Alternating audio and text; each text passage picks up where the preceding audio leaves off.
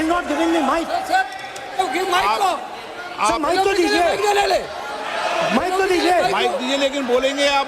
Mic नहीं है mic नहीं है सर। माइक तो चालू है।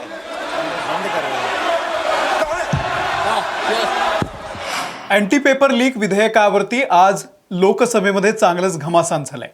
राहुल गांधी या विधेयकावरती आज लोकसभेमध्ये बोलण्यासाठी उभे राहिले. भाषणाच्या दरम्यान त्यांनी एक शब्द वापरला आणि त्यामुळे सत्ताधारी चांगले चिडले. तो शब्द होता इडियट आणि अंधभक्त. आता अंधभक्त हा शब्द कोणाला माहीत नाही. सोशल मीडियावरती हा शब्द कोणासाठी वापरला जातो आपल्या सगळ्यांना माहिती आहे. आणि हा शब्द ऐकल्यानंतर सत्ताधारी भाजपचे नेते आक्रमक झाले. किरेन रिजिजू, राजनाथ सिंग या सगळ्यांनी यावरती आक्षेप घेतला. त्यासोबतच राहुल गांधी यांनी जंतर मंतरवरच्या आंदोलनात ज्या शस्त्रांचा वापर झाला त्याचा उल्लेख केला. पॅलेट गन चालवली गेली आणि पॅलेट गन चालवण्याचा आदेश, शूटिंगचा आदेश हा देशाचे गृहमंत्री अमित शहा यांनी दिल्याचा आरोपही राहुल गांधी यांनी केला. आणि त्यानंतर मात्र लोकसभेमध्ये प्रचंड गदारोळ झाला. त्यांना पुरावे मागितले गेले. तसंच जो शब्द राहुल गांधी यांनी वापरला होता इडियट आणि अंधभक्त, तो सुद्धा कामकाजातून हटवला जावा अशी मागणी करण्यात आली. बरंच काही घडलं, गदारोळ झाला. आपण जाणून घेऊयात, कारण विद्यार्थ्यांवरती जे अत्याचार झाले त्याचा मुद्दा आज संसदेमध्ये गाजलेला आहे. राहुल गांधी यांचं म्हणणं आहे की मला बोलू दिलं जात नाही, माझा माईक बंद केला जातोय आणि त्यामुळे बराच वेळ संसदेचं कामकाज हे ठप्प झालं होतं. त्यानंतर आज अँटी पेपर लीक विधेयक लोकसभेमध्ये मंजूर सुद्धा झालेलं आहे. काय घडलंय लोकसभेमध्ये सगळं सविस्तर तुम्हाला सांगतो. नमस्कार, मी अमोल किनोळकर. आपण पाहत आहात महाराष्ट्र टाइम्स ऑनलाईन.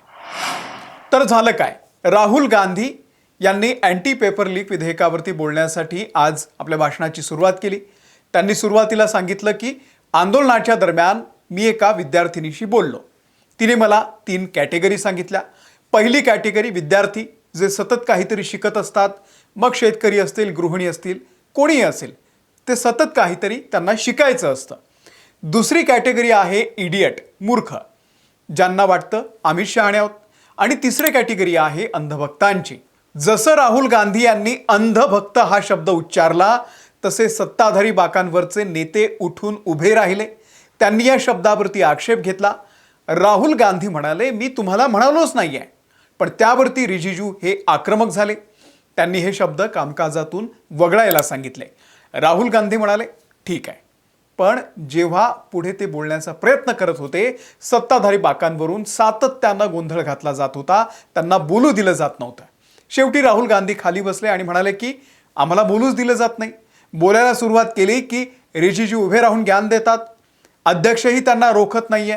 अध्यक्षांनी या सगळ्या खासदारांवरती कंट्रोल ठेवायला हवा, त्यांचा सभागृहावरती कंट्रोल असायला हवा. आणि झालं. यानंतर राहुल गांधी पुढे बोलायला लागले. त्यांनी पहिला निशाणा साधला धर्मेंद्र प्रधान आणि RSS वरती. धर्मेंद्र प्रधानांनी कधीच शिक्षण मंत्रालय चालवलं नाही, ते चालवलं फक्त RSSनं. देशातील प्रत्येक विद्यापीठाचा कुलगुरू RSSशी निगडीत आहे असाही आरोप राहुल गांधी यांनी केला. राहुल गांधी हे आज प्रचंड आक्रमक होते. त्यानंतर दुसरा निशाणा त्यांनी साधला केंद्रीय गृहमंत्री अमित शहांवरती. या देशाच्या तथाकथित गृहमंत्र्यांमध्ये संसदेमध्ये बसण्याचं धाडस नाही. मी गृहमंत्र्यांना पाहिलं, तो ताफा पाहिला. 30 गाड्या आणि त्यातील एका गाडीमध्ये बसलेले गृहमंत्री ते थरथरत होते. गृहमंत्र्यांनी विद्यार्थ्यांवर लाठीचार्ज, बंदुका आणि पॅलेट गन वापरण्याचे आदेश दिले असा आरोप राहुल गांधी यांनी भर सभागृहामध्ये केला.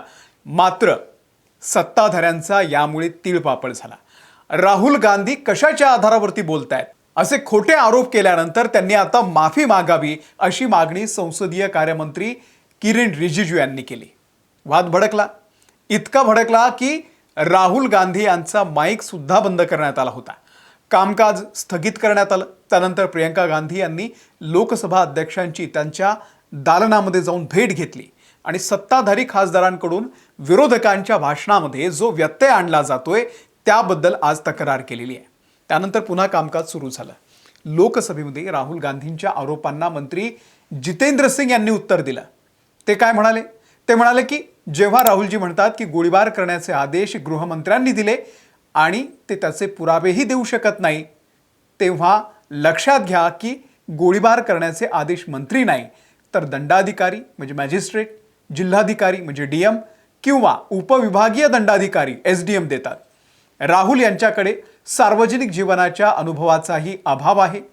प्रत्यक्षात कोणतीही गोळी चालवली गेली नाही, तर अश्रुधुराचा टिअर गॅसचा वापर करण्यात आला होता. राहुलजींनी सांगितलं की अमित शहा यांच्यासोबत 30 गाड्यांचा ताफा होता. त्यांना हे माहीत नाही की गृहमंत्र्यांसोबत 30 गाड्या चालत नाहीत आणि शहा परदेशामध्ये गेलेले नाहीयेत. पुराव्याविना संसदेमध्ये बेजबाबदारपणे या गोष्टी बोलणं आणि नंतर निघून जाणं हे कोणत्याही विरोधी पक्ष नेत्याचं वर्तन असू शकत नाही. जितेंद्र सिंग यांनी यावेळी राहुल गांधींच्या पंतप्रधान पदाविषयीच्या ज्या इच्छा आहेत त्याविषयी सुद्धा वक्तव्य केलं. 21 जुलै रोजी विरोधी पक्ष नेते राहुल गांधी पंतप्रधान नरेंद्र मोदी यांच्या निवासस्थानाच्या बाहेर जाऊन बसले. देवानं त्यांना पंतप्रधान बनवावं अशी त्यांची इच्छा आहे, पण त्यांचं हे स्वप्न पूर्ण झालं नाही. म्हणून ते पंतप्रधान निवासस्थानाच्या बाहेर जाऊन बसले. जेव्हा त्यांना समजवण्यात आलं आणि तिथून निघून जाण्याची विनंती करण्यात आली तेव्हा ते म्हणाले की मला उचलून नेण्यात आलं. सुरुवातीला ते या आंदोलनामध्ये सहभागी झाले नव्हते, कारण त्यांना वाटलं होतं की हे आम आदमी पक्षाचं आंदोलन आहे. पण नंतर त्यांना फोमो म्हणजे फिअर ऑफ मिसिंग आउट, मागे पडण्याची भीती लागली. जितेंद्र सिंग यांनी राहुल गांधी यांच्यावरती ही अशी बरीच टीका केली आणि त्यानंतर लोकसभेमध्ये आज आवाजी मतदानानं हे विधेयक संमत करण्यात आलं. आता आपण मुद्दा समजून घेऊयात नीट व्यवस्थित. सत्ताधारी एवढे आक्रमक का झालेत? कारण राहुल गांधी थेट या लाठीचार्ज प्रकरणामध्ये अमित शहांना, गृहमंत्र्यांना ऑन रेकॉर्ड आणतायत. भाजपला तेच नको आहे. तुम्हाला आठवत असेल या सगळ्या पिक्चरमध्ये आतापर्यंत अमित शहा कुठेच नव्हते. धर्मेंद्र प्रधान, नरेंद्र मोदी या दोघांवरतीच मोठ्या प्रमाणावरती टीका झाली.